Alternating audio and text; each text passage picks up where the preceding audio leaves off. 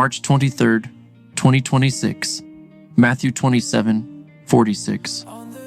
About the 9th hour, Jesus cried out in a loud voice, "Eli, Eli, lema sabachthani," which means, my God, why have you forsaken me?" 2 Corinthians 5:21. God made him who knew no sin to be sin on our behalf, so that in him we might become the righteousness of God. Isaiah 53:6-7. We all like sheep have gone astray.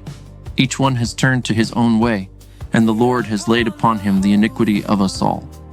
He was oppressed and afflicted, yet he did not open his mouth. He was like a lamb to the slaughter, and as a sheep before her shearers is silent, so he did not open his mouth.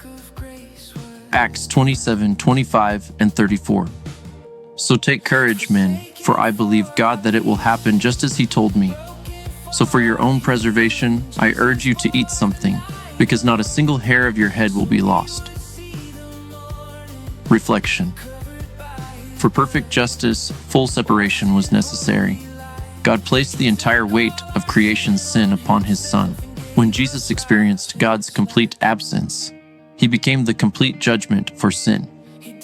In the severance of Christ and Father, the atonement was made for us all.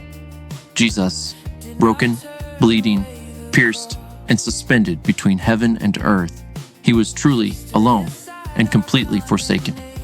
God made him the vessel of sin, even though he was without sin.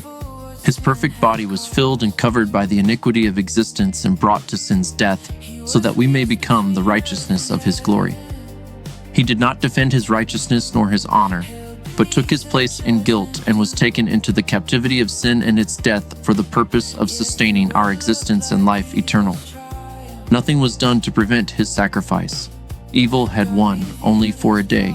He was crucified, and in evil's victory, God fulfilled his salvation and the complete victory of all creation and heaven's glory. Our courage is not in our ability, but in the work of atonement fulfilled by God through his word made flesh and the sacrifice that bought us his righteousness. Now our life is sanctified in his atonement, and his righteousness is extended to us through the covering of his perfect blood. Prayer. Thank you for the gift of your loving devotion and grace through mercy. You took our sin and gave us your righteousness. You died our death and gave us your life. We know you and are known by you through the perfect love of your sacrifice, the fulfillment of your promise, and the preservation of your glory forever. God was working out his will. Now our courage stands in Jesus, not in strength that fades away. By his sacrifice we're covered. By his life we live today. Forsaken for our peace,